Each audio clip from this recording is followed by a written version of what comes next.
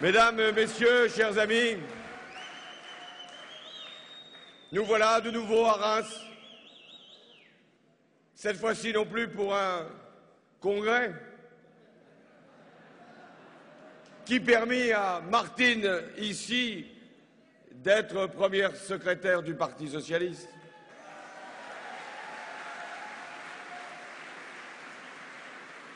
Congrès qui fut regardé comme celui de la division.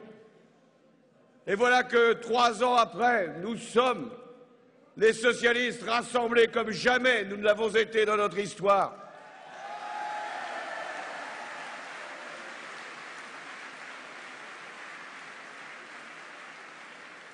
Martine y est pour beaucoup, tous les responsables aussi, et les primaires citoyennes qui ont été une belle réussite démocratique et qui m'ont permis d'être votre candidat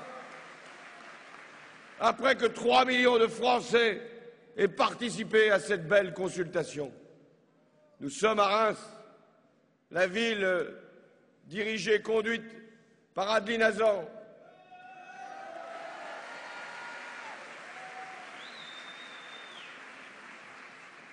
Une ville chargée d'histoire. C'est là que les rois s'y faisaient consacrer. Nous n'avons pas ces usages. Mais être à Reims nous rend inspirés. Comme héritiers de l'histoire de France, belle ville que la ville de Reims. Ville changée, ville transformée. Merci à tous les élus qui ont permis le changement ici à Reims. Changement qu'il faut maintenant porter pour notre pays au mois de mai. Et c'est ce que nous allons faire ensemble.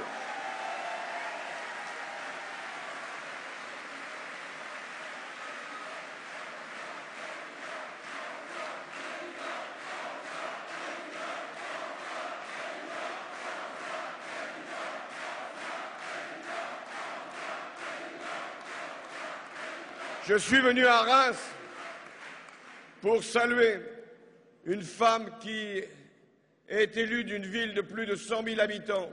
Il y en a 3 en France. Adeline, ici, à Reims, Hélène Mandreau à Montpellier et Martine Aubry à Lille. Et au-delà d'elle, je veux saluer toutes les élus de France qui travaillent, qui militent pour changer la vie des femmes et des hommes de notre pays. Je veux leur dire ma reconnaissance, parce que jour après jour, elles montrent l'exemple. Elles sont mieux que des symboles, elles sont la preuve que le combat des femmes est juste et utile à notre collectivité. Parce que le féminisme, ce n'est pas simplement l'égalité entre les femmes et les hommes. Le féminisme, c'est un levier pour l'émancipation et la transformation d'une société comme la nôtre.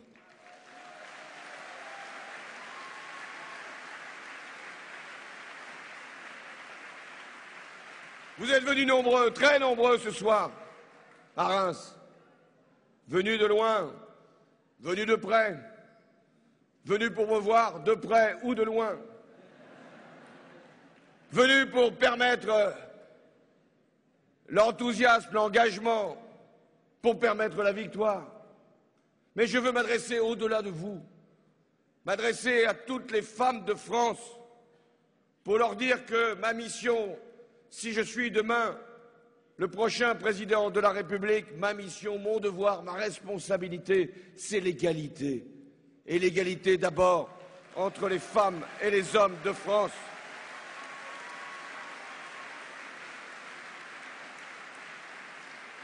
Je veux leur dire que la France de demain, la France de l'après-6 mai, eh bien, ça sera la France où les femmes auront les mêmes chances, les mêmes droits, les mêmes capacités que les hommes pour réussir leur vie. Nous sommes le 8 mars. C'est la journée internationale des femmes. Mais ce ne peut pas être le combat d'un jour. Ce doit être le combat de chaque jour, de tous les jours. Et ce sera le sens de ce que nous allons engager ensemble. Le combat féministe est un combat social. C'est un combat pour la reconnaissance, la dignité, pour l'égalité, pour la solidarité. C'est un combat qui reconnaît la situation particulière des femmes, mais au-delà, qui veut dépasser ce qui est forcément des différences liées au sexe, à la nature, au parcours, aux origines, pour nous mettre ensemble dans la même République, la République française, fondée sur des valeurs. Je m'adresse aux femmes et notamment à celles qui se dévouent pour le bien commun, à ces infirmières, à ces aides-soignantes, à ces auxiliaires de vie qui nous permettent d'être mieux soignés. Je m'adresse à ces caissières de la grande distribution, à ces employés de commerce, à ces employés administratifs, celles qui nous reçoivent, qui nous accueillent, qui nous permettent d'être informés de nos droits. Je m'adresse aux ouvrières, celles qui sont les premières à être licenciées dans les entreprises.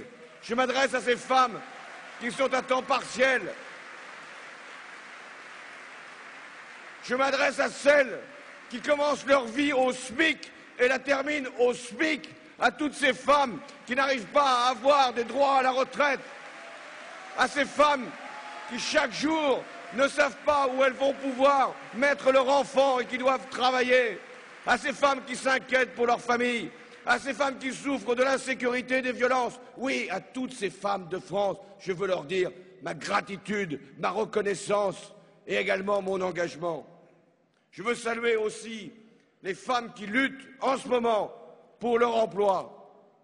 À Le Jabi, et je remercie la présence de Nicole Mendes, mais je veux aussi évoquer les salariés du journal Paru Vendu. 2500 licenciements, ou plutôt 2500 dans un plan social conçu pour les commodités financières d'un grand groupe, et le plus important plan social de 2011. Curieuse expression que le plan social. C'est comme la TVA sociale. Chaque fois qu'on met social, il y a une mauvaise intention, ça ne la rend pas plus pure. Ça la rend confuse. Un plan social, c'est d'abord des licenciements, des pertes d'emploi, des angoisses pour celles et ceux qui en sont les victimes.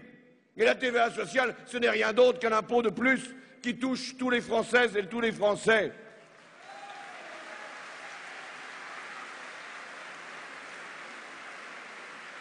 Les mots n'y changent rien. La réalité est violente, elle est dure, et d'abord pour les femmes. Cette rencontre entre la lutte des femmes pour leur émancipation et le combat des travailleurs pour leurs droits, en fait, ce combat-là est le même. Il s'est inscrit dans l'histoire. Histoire dans laquelle la gauche et les socialistes ont pris leur part. La date du 8 mars a été choisie pour commémorer une révolte, celle d'ouvrières américaines dans le secteur du textile, c'était en 1857. La lutte pour les droits des femmes, c'est la lutte pour les humbles, les oubliés, les offensés, c'est-à-dire en définitive bien plus que les femmes. Tous ceux qui veulent améliorer leurs conditions, tous ceux qui souffrent de l'exploitation, de la dure condition de travailleurs. Et c'est bien normal que le socialisme y ait pris sa part dans ce combat-là, parce que c'était au nom de l'égalité que les féministes et les socialistes se retrouvaient. Bien sûr, je connais bien les socialistes, ils sont comme les autres, ils ont leur conservatisme, leurs archaïsmes, et parfois, eux aussi, ils ne sont pas parfaits. D'ailleurs, si nous étions parfaits, nous serions déjà au pouvoir.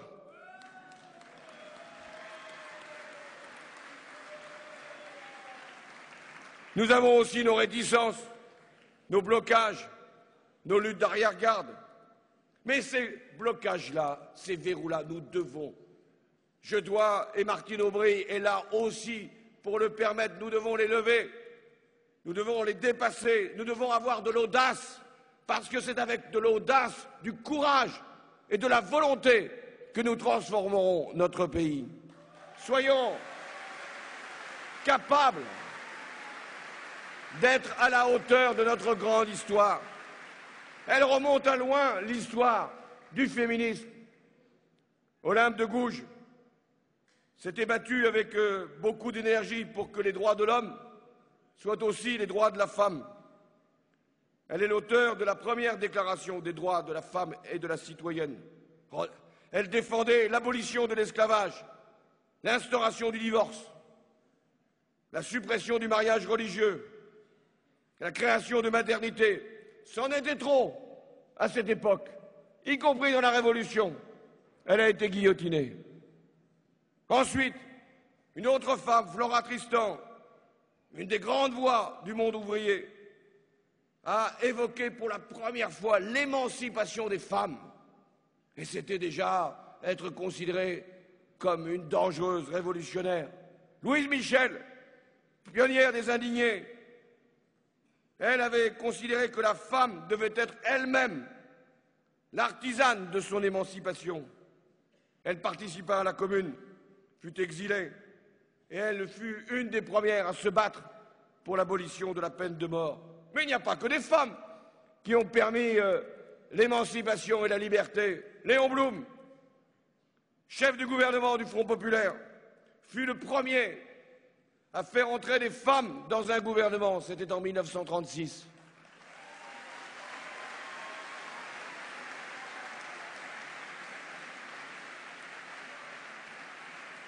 Trois femmes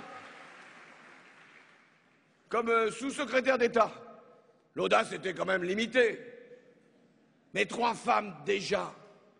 Quant à ce moment-là, le droit de vote des femmes n'était même pas reconnu, qu'elles ne figuraient pas au Parlement. Eh bien, trois femmes étaient au gouvernement du Front populaire.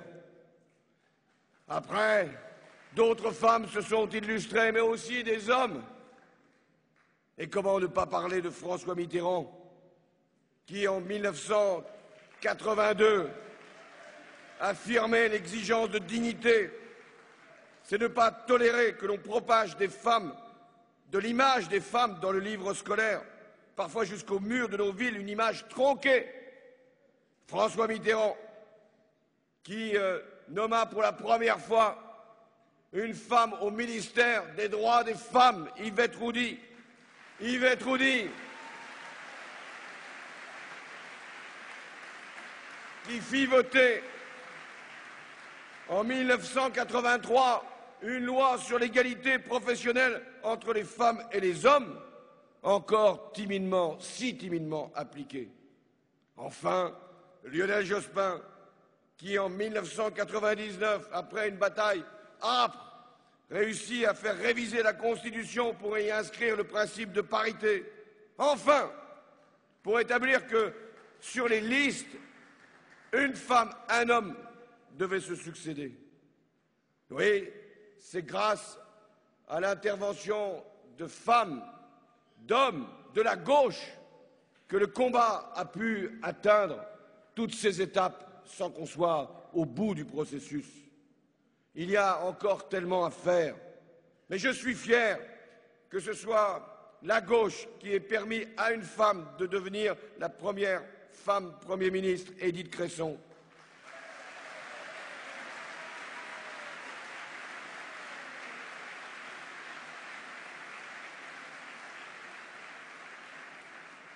Que c'est le Parti socialiste qui désigna une femme qui figura au second tour de l'élection présidentielle en 2007, Ségolène Royal.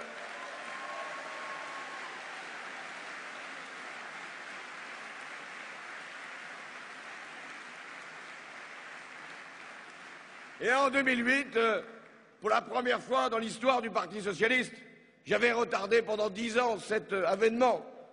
Une femme devint première secrétaire du Parti socialiste, Martine Aubry.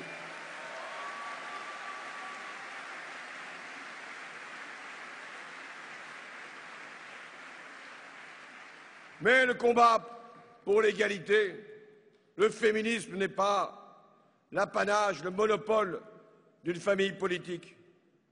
C'est à toutes les femmes, à tous les hommes de lutter pour la liberté et la dignité et pour changer l'ordre de la société. Je sais ce que l'on doit à de grandes figures de la République, au général de Gaulle, qui accorda enfin à la Libération le droit de vote des femmes par une ordonnance du 5 octobre 1944. Il a fallu qu'il y ait cette haute personnalité après 4 années noires pour qu'enfin les femmes puissent devenir des citoyennes. Je n'oublie pas le combat de Simone Veil, exemple de courage, de dignité, et qui, là encore, dut subir tous les affronts, toutes les moqueries, tous les colibés, parce qu'elle voulait tout simplement que les femmes puissent accéder au droit à interrompre une grossesse non désirée.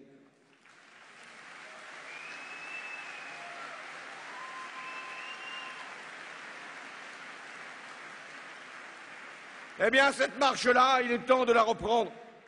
Il est temps d'écrire ensemble une nouvelle page pour le féminisme et pour l'égalité entre femmes et hommes. Il est d'autant plus temps que depuis 5 ans, notre pays a perdu du terrain, par négligence, par frilosité, par irresponsabilité. Quel est le bilan de ces 5 dernières années? Les écarts de salaire entre les femmes et les hommes sont restés aussi hauts que par le passé.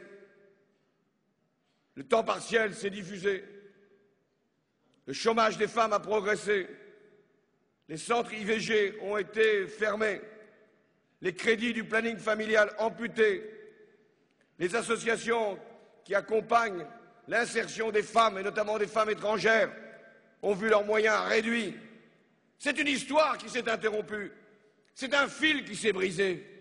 Eh bien, je vous demande de renouer le fil qui s'est un moment rompu, de reprendre la marche, de réécrire l'histoire, de tourner une page.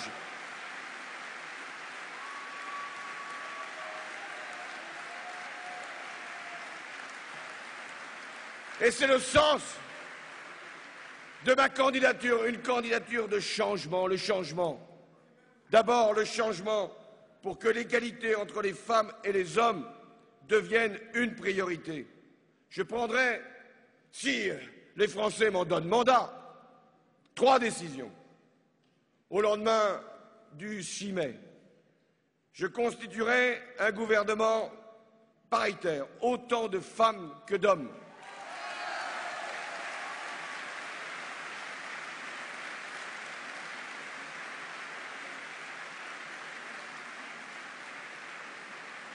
Je ne m'arrêterai pas là. Toutes les grandes instances de la République, Conseil constitutionnel, Conseil supérieur de l'audiovisuel, l'ensemble des autorités indépendantes, toutes les instances qui s'occupent de régulation, bref, toutes ces commissions, conseils, autorités, instances sont également composées à parité, autant de femmes que d'hommes. Tous les conseils d'administration des entreprises publiques seront également composés selon le principe de parité. Le deuxième engagement que je prends devant vous, c'est qu'il sera créé, recréé, un ministère du droit des femmes.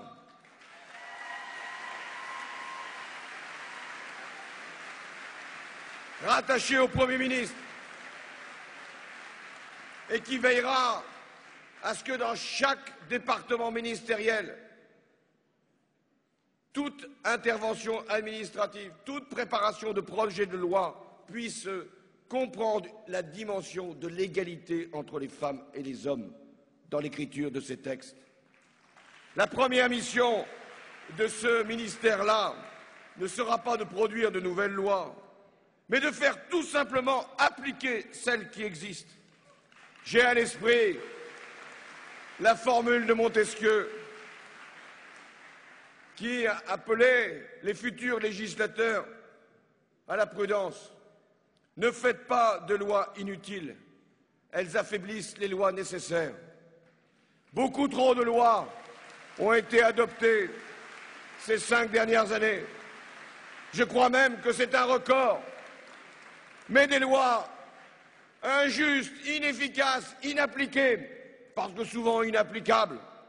Eh bien, ce que je propose, et notamment pour les droits des femmes, ce n'est pas des lois de plus, c'est des lois mieux appliquées, mieux effectives et capables de mettre le droit dans la réalité.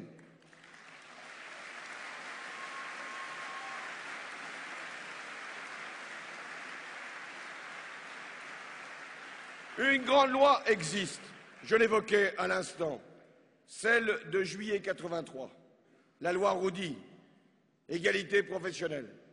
À compétence égale, à responsabilité égale, une femme et un homme doivent percevoir une rémunération identique. Or, aujourd'hui, le salaire moyen des femmes est inférieur de 25% à celui des hommes. Et à poste équivalent, à diplôme comparable, l'écart reste de 20%. Non seulement les femmes sont trop souvent condamnées à occuper des postes inférieurs, mais quand elles échappent à cette fatalité, quand elles s'imposent à des fonctions de responsabilité, elles se voient contester le droit de percevoir la même rémunération que leurs collègues hommes. Eh bien, au lendemain du 6 mai, c'en sera fini. Je donnerai aux grandes entreprises un délai d'1 an pour se conformer à la loi, pour établir l'égalité. 1 an et pas un jour de plus.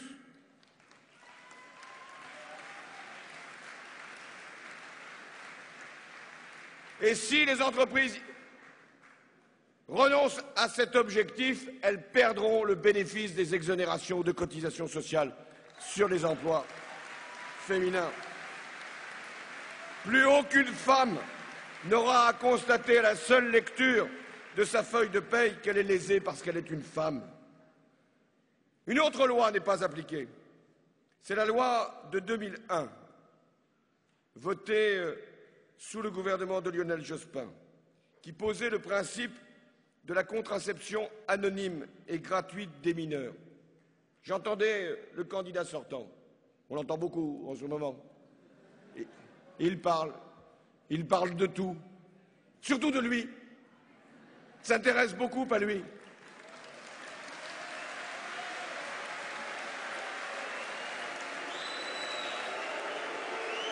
Oh. Vous vous intéresserez à lui le 6 mai, parce que c'est le 6 mai que vous aurez à faire le choix essentiel, celui de savoir qui vous voulez comme président de la République. Mais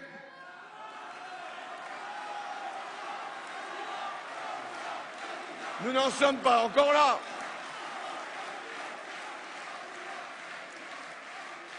Donc je reviens un instant seulement, à un propos qu'il a tenu ce matin, en disant qu'il n'était pas favorable à la contraception gratuite pour les mineurs. Mais c'est la loi, c'est la loi.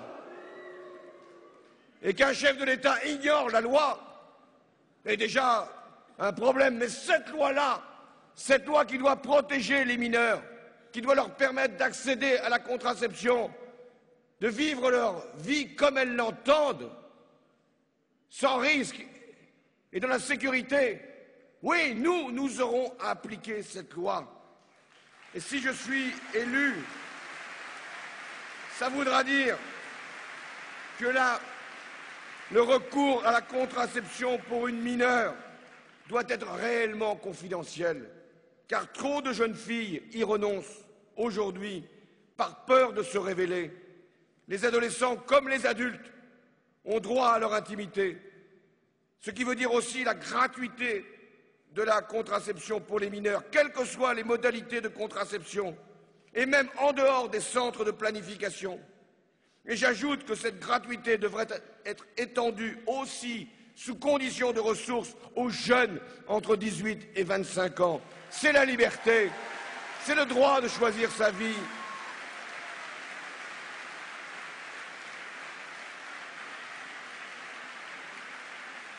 Ma priorité, c'est la jeunesse. c'est la réussite, c'est l'accomplissement de son destin, c'est la liberté d'une génération à se projeter dans son avenir, c'est la capacité de décider en conscience de ce qui est souhaité ou de ce qui ne l'est pas. Et donc c'est dès le plus jeune âge que les femmes doivent créer les conditions de leur dignité et fixer le cadre de leur liberté. Et le rôle de la République, c'est de leur permettre. Et il n'y a rien à craindre, rien à redouter, parce que c'est le droit des jeunes filles de France de pouvoir savoir ce qu'elles ont à faire en tant que jeunes femmes de leur corps et de leur vie. Mais ce n'est pas la seule loi, hélas, inappliquée. Il y a même la loi sur la parité, où des partis s'en sont affranchis, préférant payer une sanction plutôt que de désigner autant de femmes que d'hommes aux élections législatives. Et là encore, je veux prendre des engagements. Nous imposerons le respect de la parité pour les candidatures aux élections législatives. Et les partis qui ne s'y conformeront pas perdront l'ensemble des dotations de l'État au financement des formations politiques.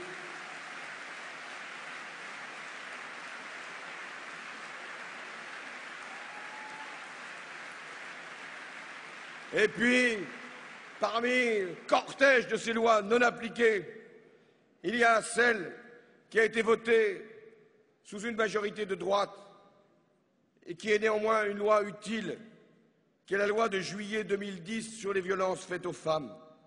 Combien de femmes savent seulement qu'elle existe, cette loi? Eh bien, je veillerai à ce que chacune en soit informée pour pouvoir y recourir. Et nous lutterons contre toutes ces violences, violences conjugales, violences familiales, mais aussi, dans notre pays, les mutilations sexuelles, les mariages forcés. Rien ne doit être accepté.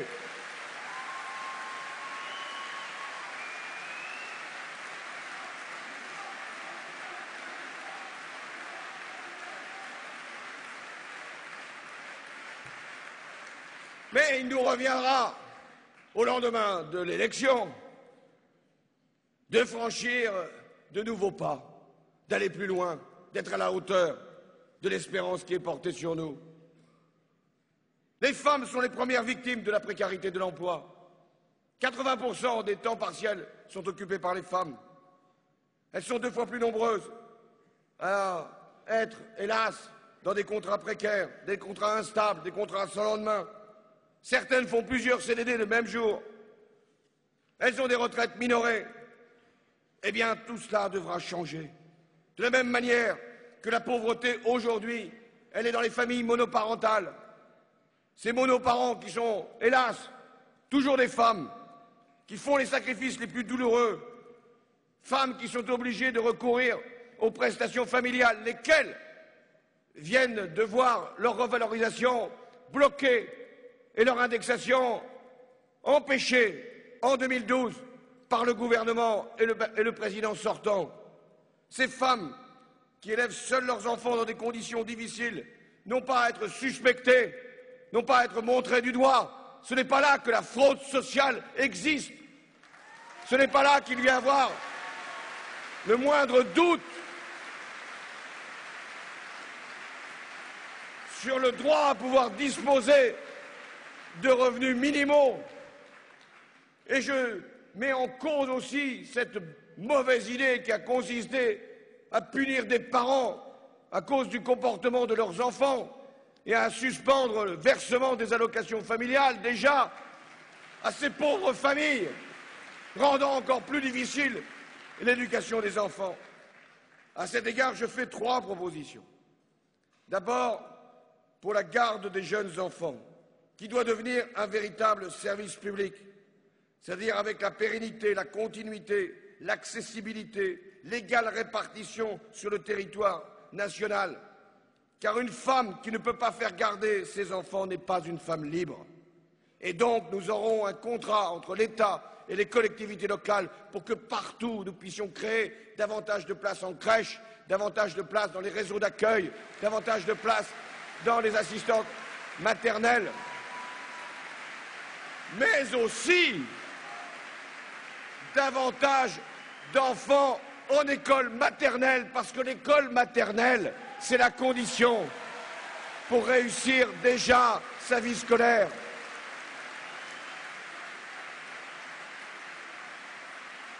Le deuxième engagement, j'allongerai le congé de paternité qui avait été créé par Lionel Jospin et Ségolène Royal pour que les pères puissent avoir le bonheur d'accompagner les premiers jours de leur enfant. Et nous équilibrerons, c'est-à-dire en partageant entre femmes et hommes, entre les deux conjoints, le congé parental pour qu'il y ait une responsabilité commune dans l'éducation de l'enfant.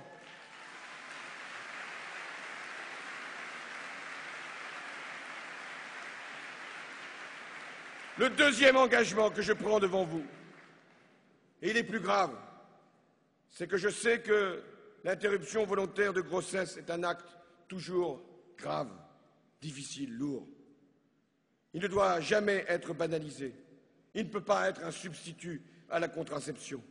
Mais je sais qu'en France, une femme sur deux doit faire face au moins une fois dans sa vie à une grossesse non prévue.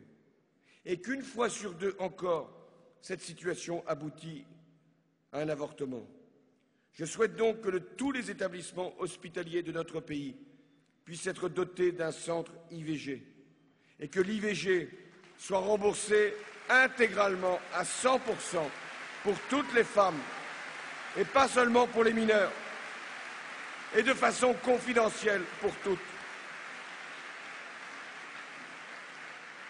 Le troisième engagement, c'est la lutte contre les violences faites aux femmes. Tous les 2 jours, dans notre pays, une femme meurt sous les coups de son conjoint. Je pense aussi à celles qui n'en meurent pas, mais qui se consument silencieusement, dans la honte, dans la peur, dans la solitude. Je pense à celles qui sont humiliées, qui se replient, qui ne se confient à personne, qui sont parfois chassées. Eh bien, moi, je veux qu'elles puissent être accueillies. Je veux qu'il y ait des structures, davantage qu'aujourd'hui, des associations, des communes qui puissent partout mettre en place des lieux où les femmes puissent se réfugier. Les femmes victimes de violences qui ne savent aller nulle part, eh bien, trouveront là une possibilité d'échapper à la violence. Président de la République, je ne pourrai pas accepter qu'une femme victime de violence puisse être sans solution. Et je poserai un principe, que ce n'est pas à la femme victime de quitter le domicile, mais au conjoint violent de quitter la place. Et nous avons assez de la loi de la force et nous lui opposerons la force de la loi parce que c'est ça le rôle de la République. La République, justement, je voulais vous en parler ce soir, au-delà même de la question de l'égalité femmes-hommes. La République, c'est cette capacité qui nous permet de vivre ensemble, en étant fiers, en étant libres, en étant dignes, en étant réunis. La République, c'est la liberté. La liberté de vivre sa vie, la liberté de préparer son avenir, la liberté d'être capable de réussir le destin que l'on s'est forgé lorsqu'on était tout jeune et qui, à un moment, peut se traduire tout au long d'une existence.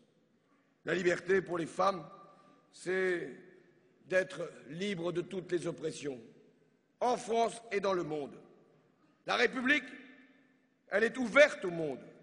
La République française, elle vient en soutien de toutes les causes où la liberté est froissée dans le monde. Et ma pensée va particulièrement vers les femmes du monde arabe, des femmes qui ont pris une part décisive dans le printemps démocratique dont nous fêtons aujourd'hui le 1er anniversaire.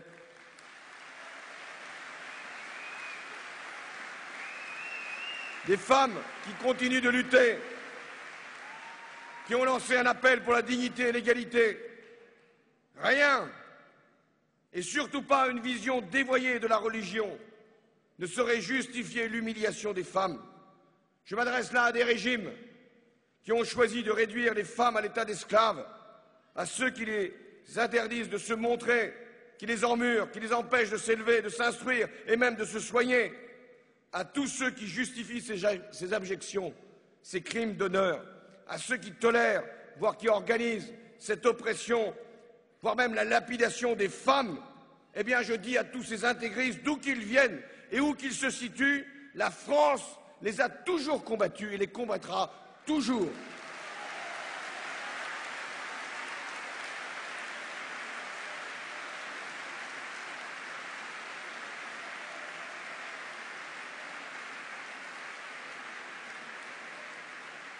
Nous ne céderons rien.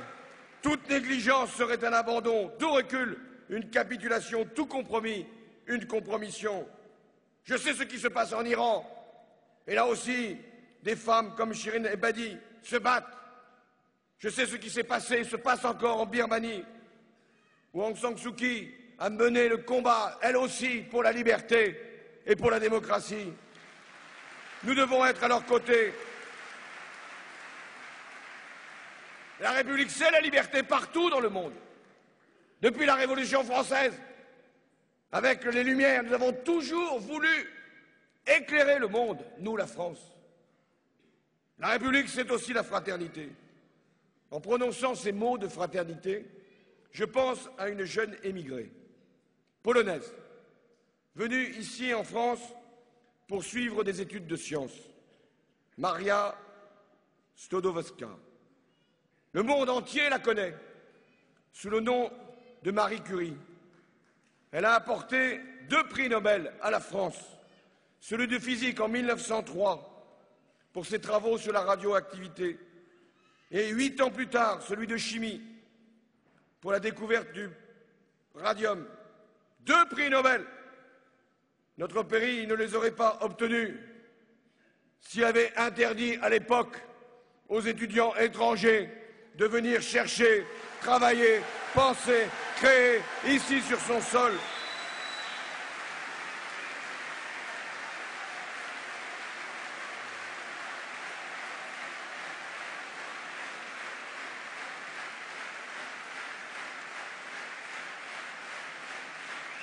Ces 2 prix Nobel, il ne les aurait pas eus, notre pays, s'il avait choisi la fermeture, la peur, le rejet, le repli.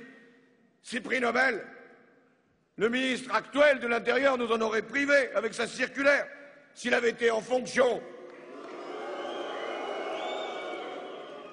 Il ne le sera plus bientôt.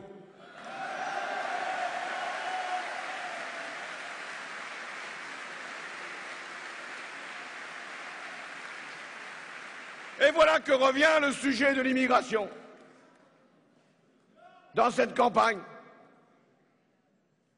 Politique de l'immigration, parlons-en. Elle n'a été ni efficace ni digne. Elle affiche maintenant des objectifs chiffrés, sans dire les moyens de les atteindre. En 2007, le candidat qui se présentait, qui a été élu, avait prôné l'immigration choisie. Il voulait que l'immigration économique représente la moitié de l'immigration régulière. 100 000 sur les 200 000. 5 ans plus tard, l'immigration économique se situe à 10%. 20 000.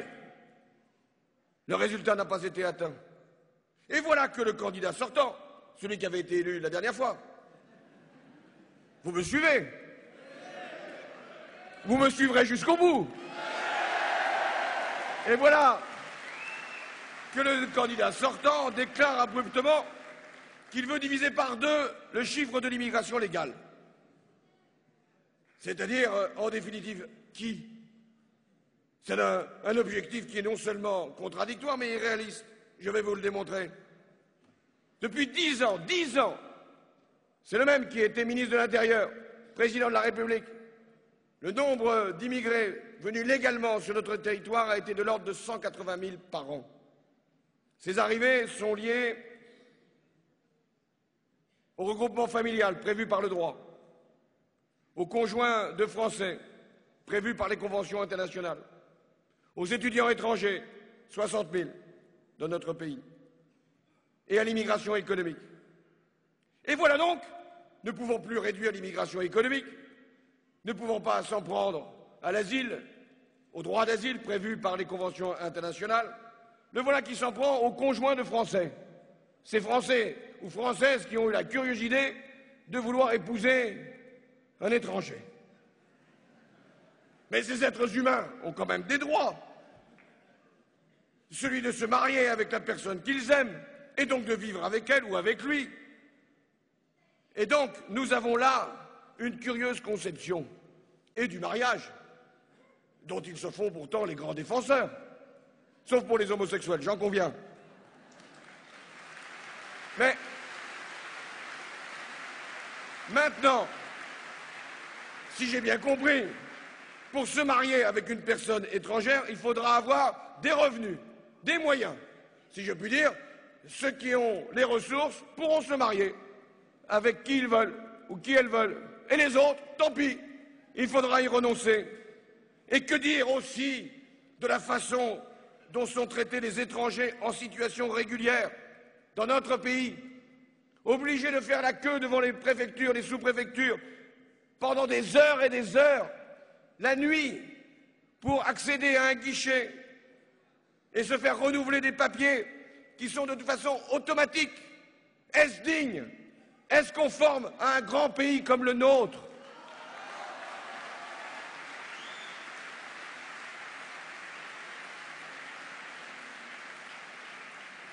Et que dire de la lutte contre l'immigration clandestine? C'est un échec aussi, parce que l'on s'attaque aux clandestins sans s'en prendre aux causes de l'immigration clandestine, les filières organisées, les réseaux de travail au noir, les secteurs en manque de main-d'œuvre, qui prennent aujourd'hui même des travailleurs clandestins, au su d'ailleurs de l'administration qui laisse faire. Alors, il nous est dit qu'on voudrait régulariser de façon massive les sans-papiers. Ce n'est pas vrai. Et de répéter un mensonge ne fait jamais une vérité. Nous voulons qu'il y ait des critères clairs qui soient appliqués partout sur le territoire et que ces critères seront ceux du travail, de la vie de famille et de la présence d'enfants. Et qu'aujourd'hui même, il y a chaque année 30 000 régularisations. Et ces régularisations continueront, mais sur la base de critères simples, connus de tous, et sans qu'il y ait d'arbitraire, et sans qu'il y ait de différence entre les préfectures.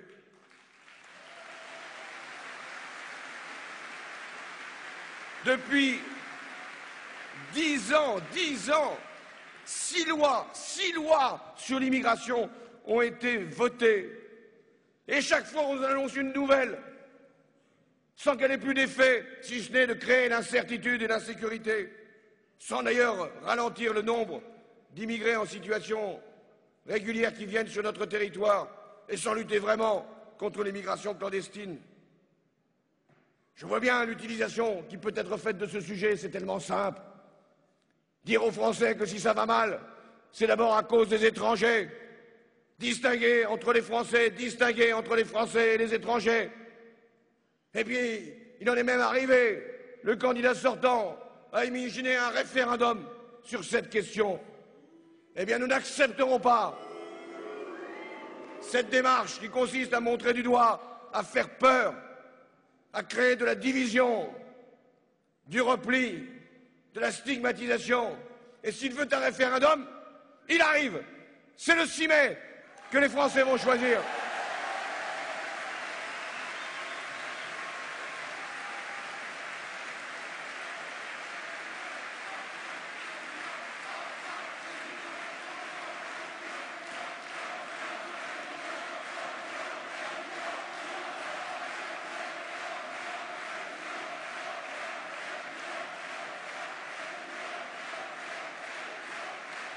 Mais autant je pense que l'immigration ne doit pas être instrumentalisée, autant je considère qu'il est légitime de régler les questions liées au déplacement de population et donc à l'immigration. Je propose qu'il y ait des allers-retours plus simples, que certains puissent venir et que les mêmes puissent repartir. Qu'il faut répondre beaucoup plus vite aux demandes d'asile n'est pas digne, n'est pas utile de faire attendre un an et demi, 2 ans, des familles pour accéder au droit d'asile ou pour se faire dire qu'elles ne peuvent pas y prétendre et ensuite les mettre dans une situation impossible. Ça sera 6 mois pour traiter une demande d'asile. Il faudra aussi sécuriser l'immigration légale pour les renouvellements de titres de séjour, accueillir les étudiants qui sont une chance pour nos universités. Lutter là encore contre les fraudes, contre les mariages blancs, c'est nécessaire. Mais permettre l'intégration, surtout l'intégration. L'intégration d'abord de ceux qui sont ici depuis longtemps et qui attendent de la République qu'elle soit conforme à sa promesse d'égalité et de réussite. Éviter les ghettos, les enfermements, les superpositions de problèmes dans les mêmes quartiers et avoir le souci de faire vivre ensemble la population avec le même espoir de changement. Et c'est là aussi que la République doit être laïque, parce que la laïcité, elle protège la liberté individuelle la plus intime, la liberté de conscience, la liberté religieuse, la liberté de croire ou de ne pas croire. Mais la laïcité, c'est la capacité de vivre ensemble, de respecter les mêmes droits, les mêmes devoirs, la neutralité de l'espace public, le refus de l'influence des religions là où elles n'ont pas leur place, c'est-à-dire la vie de nos services publics, la vie de nos écoles. C'est pourquoi j'ai proposé d'inscrire dans notre Constitution les principes de la loi de 1905 de séparation des Églises et de l'État.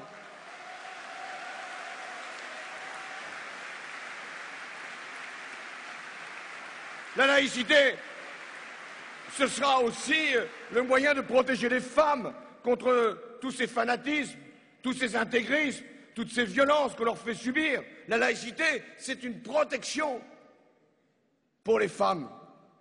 Mais la laïcité, c'est aussi pour les autorités politiques l'obligation de ne pas se mêler des affaires religieuses qui appartiennent au seul domaine privé.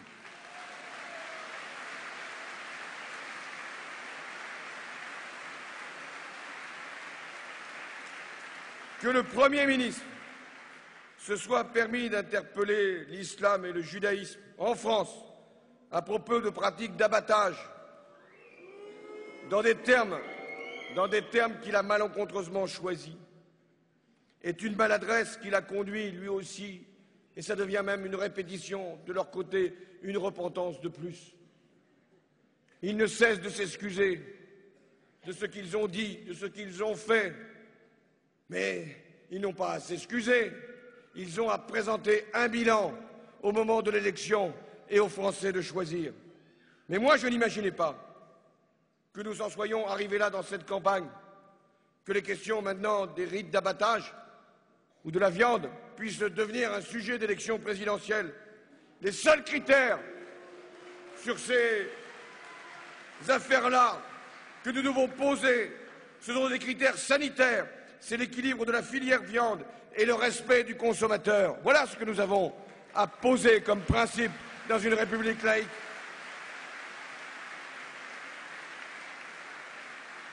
Et je ne laisserai pas le débat pour l'élection présidentielle être abaissé, abîmé par ces polémiques ou ces outrances. Oh, je vois bien l'opération, la manœuvre. Multiplier les annonces pour évacuer le bilan. Chaque jour une annonce. Ce qu'il aurait voulu faire et qu'il n'a pas pu faire, parce qu'il n'a pas eu le temps, quand même. 5 ans. 5 ans, c'est long.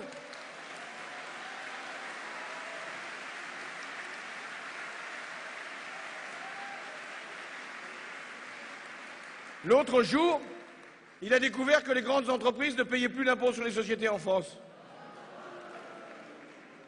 Je n'avais cessé de le répéter avec les socialistes.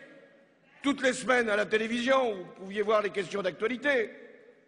Et nous avions fait apparaître que les grandes entreprises, sur les 50 milliards d'impôts sur les sociétés, n'en payaient qu'à peine 5.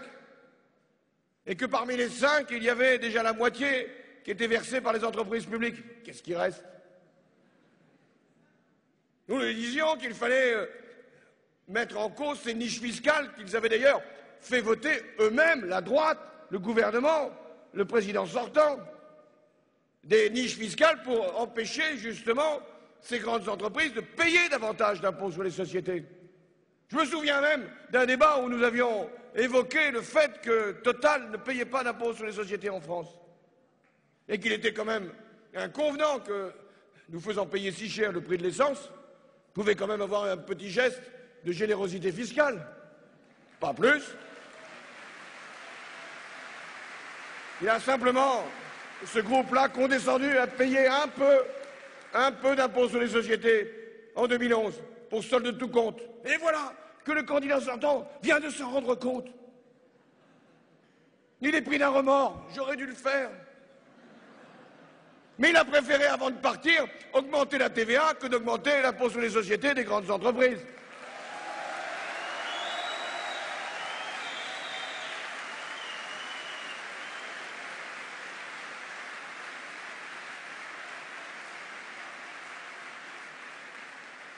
Je vois bien la manœuvre. On évoque des problèmes plutôt que des solutions. On règle des comptes plutôt que de rendre des comptes. Et puis il y a cette répétition, là, d'excuses, de regrets, de repentance, où il ne cesse de parler de lui. Moi j'ai beaucoup de respect pour sa vie personnelle, je ne veux pas ici y entrer. Mais ce qu'on attend d'un président sortant, ce n'est pas qu'il ne parle de lui, c'est qu'il parle des Français, de ce qu'il a fait, de ce qu'il avait dit et qu'il n'a pas fait. Ce que l'on attend d'un président sortant, ce ne sont pas des états d'âme, ce sont des états de service.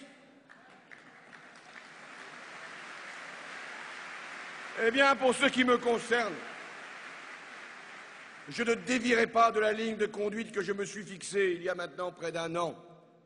Redresser la France, redresser son économie, redresser son industrie, redresser ses comptes publics, redresser aussi la morale publique, rassembler les Français autour d'une grande idée, d'une belle cause, la jeunesse, l'avenir de la génération qui arrive, qui attend, qui espère, qui veut prendre sa place.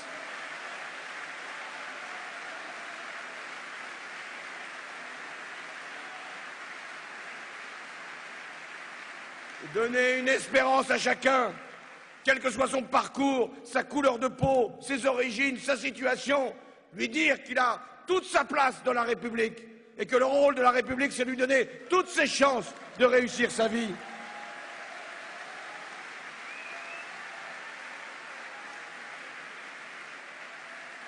Je veux que la campagne, celle que nous menons, soit utile, utile à la France, utile aux Français.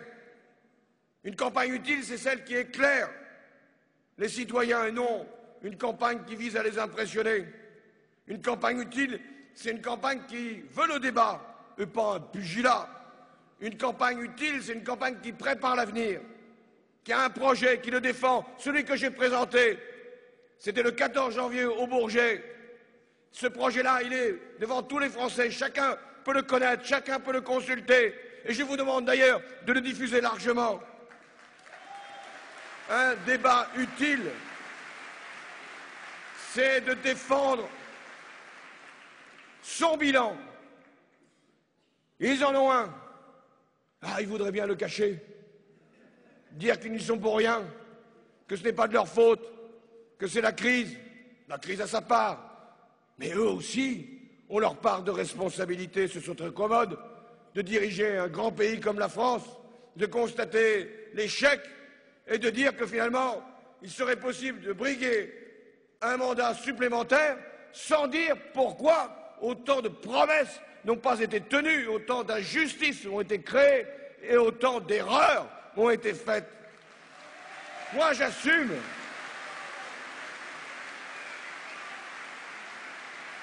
J'assume le bilan de la gauche. Je vois qu'ils veulent revenir à François Mitterrand, mais ils peuvent aller même plus haut, plus loin, aller jusqu'à Léon Blum. Je prends tout. Je prends les congés payés, je prends les libertés, conquise. Je prends la retraite à 60 ans voulue par François Mitterrand.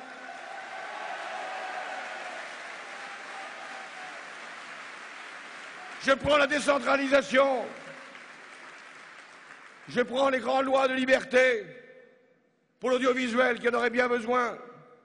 Je prends aussi le bilan, celui de Lionel Jospin, la couverture maladie universelle, l'allocation personnalisée à l'autonomie, les 35 heures avec Martine Aubry. Je prends tout.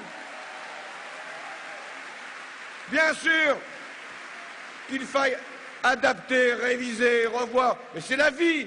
Nous n'allons pas faire ce qui a été fait, nous allons inventer, nous allons imaginer les politiques nécessaires pour demain, mais sans rien renier de notre histoire et de notre passé. Ils viendront nous chercher. Là, je défendrai ce qui a été l'histoire de la République et l'histoire de la gauche.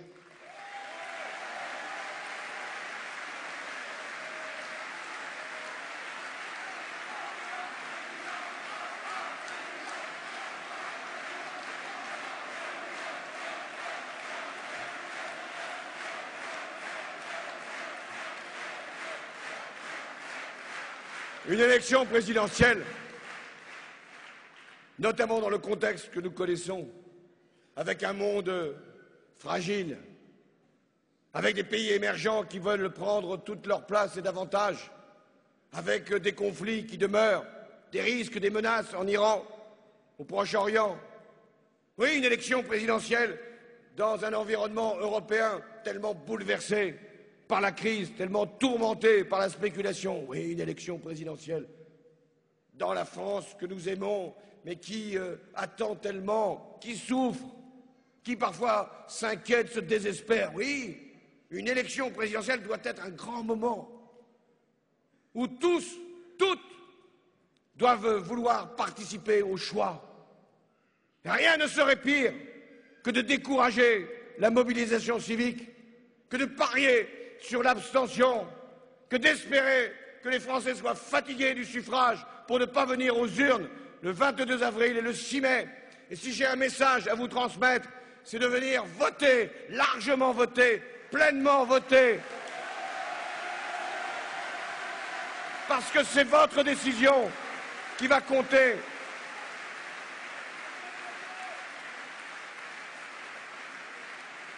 Qui va compter d'abord pour la France, pour lui donner une espérance en matière de lutte contre le chômage. Parce que c'est là que nous avons à faire. 3 millions de chômeurs, 4 millions si nous ajoutons ceux qui, ou celles qui n'ont pas d'activité à temps plein. 1 million de chômeurs de plus depuis 5 ans. Alors, nous avons beaucoup à faire. Pacte productif. J'ai proposé aux Français d'abord que les PME soient plus nombreuses, plus fortes, plus encouragées, plus stimulées. Ce sera le rôle de la Banque publique d'investissement. J'ai proposé aussi que la fiscalité des entreprises soit rendue plus juste, que l'impôt sur les sociétés soit abaissé pour les plus petites et soit relevé pour les plus grandes, que les bénéfices qui sont réinvestis dans l'entreprise puissent être moins taxés que les bénéfices qui sont distribués aux actionnaires sous forme de dividendes. J'ai dit, c'était à Dijon, que nous ferons un acte de décentralisation pour confier de nouvelles compétences, de nouvelles libertés, de nouveaux pouvoirs, de nouveaux moyens financiers, pour que les régions, notamment les régions, puissent intervenir encore plus efficacement pour la formation, pour le développement économique, pour l'emploi. Nous réformerons Pôle emploi. Ça a été créé ainsi, ce regroupement, mais nous lui donnerons les moyens d'accompagner les demandeurs d'emploi, les chômeurs, et de les former. C'est quand même incroyable que le président sortant vienne de découvrir que seulement 10% des chômeurs étaient formés. Mais qu'a-t-il fait pendant 5 ans? Qu'a-t-il su? Que lui a-t-on dit? J'entendais aussi le candidat sortant demander que les bénéficiaires, ils appellent comme ça, du RSA, parler d'un bénéfice que d'avoir le RSA, que les bénéficiaires du RSA devraient tous les 18 mois être accueillis, accompagnés. Belle espérance de faire attendre les prestataires du RSA 18 mois. Mais ce n'est pas 18 mois qu'il faut leur donner, c'est 3 mois pour qu'ils puissent être accompagnés, reçus, formés et ramenés vers l'emploi.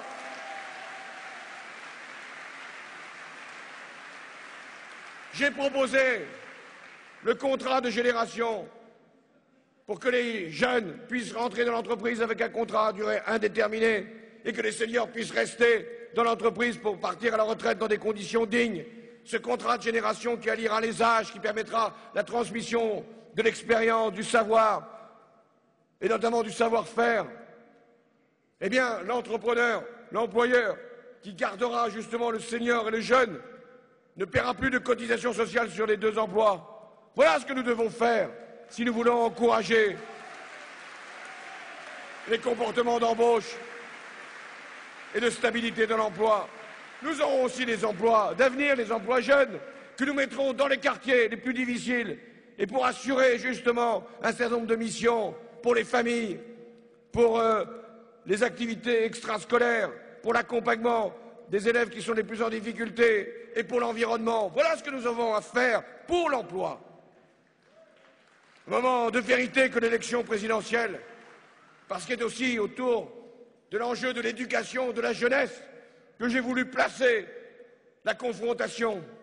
L'école de la République a été abîmée depuis 5 ans. Suppression de postes, fermeture de classes, mise en cause des RASED, des structures pour les élèves les plus en difficulté, fin de la carte scolaire, rythme scolaire aberrant. Eh bien, nous redonnerons confiance à l'éducation nationale, nous donnerons fierté aux enseignants, au personnel de l'école, et nous y mettrons les moyens. Les 60 000 postes, ce n'est pas pour complaire à une catégorie, c'est pour permettre à la jeunesse de France d'être mieux formée, mieux éduquée, mieux préparée à l'avenir.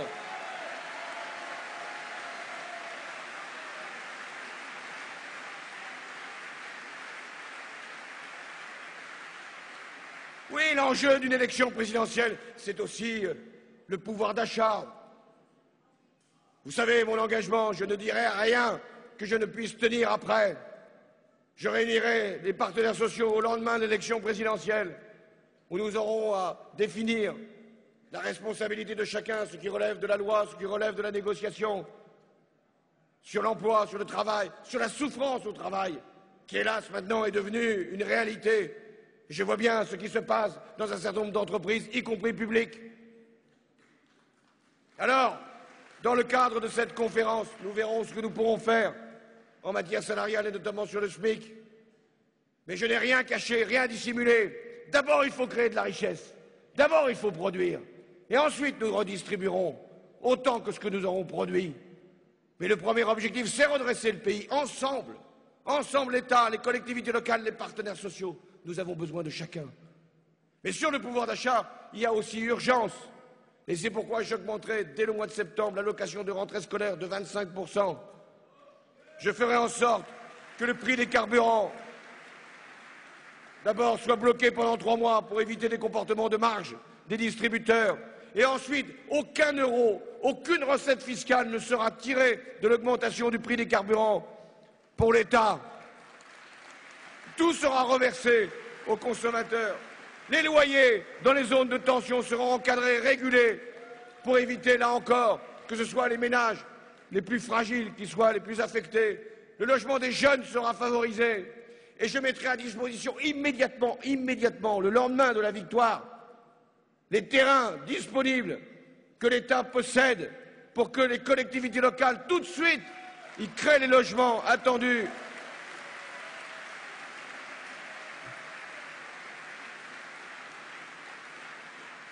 Mais l'enjeu d'une campagne présidentielle, c'est aussi l'Europe. La France, elle a besoin de l'Europe, et l'Europe a aussi besoin de la France. J'ai annoncé que je ne pouvais pas admettre que tous les pays d'Europe fassent des plans d'austérité sans qu'il y ait une perspective de croissance. Que nous avons besoin de discipline, je les admets, de sanctions pour ceux qui ne les respectent pas, une meilleure coordination de la politique économique des pays membres de la zone euro, une solidarité pour venir en soutien des plus faibles, un fonds de stabilité financière qui ait la puissance nécessaire, une banque centrale qui puisse intervenir, et de la croissance. J'ai compris que certains dirigeants conservateurs n'avaient pas la même conception que moi du traité européen. C'est possible. Il y aurait eu, paraît-il, je n'ai pas pu vérifier, et peu m'importe, une coalition qui se serait donné le mot pour ne pas me recevoir. J'attendrai. Et c'est bien leur droit à ces dirigeants conservateurs d'être solidaires d'un conservateur en France. Comme je le dis souvent, c'est la première fois que des conservateurs viennent en soutien d'une personne en difficulté. Mais enfin...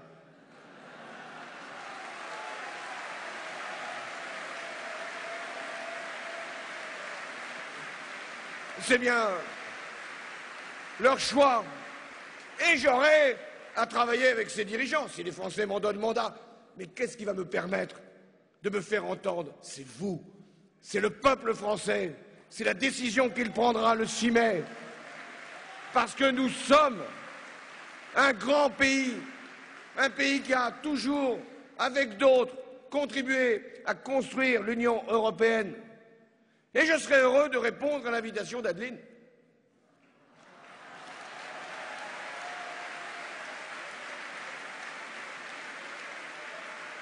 Je ne peux pas aller beaucoup plus loin dans la réponse protocolaire.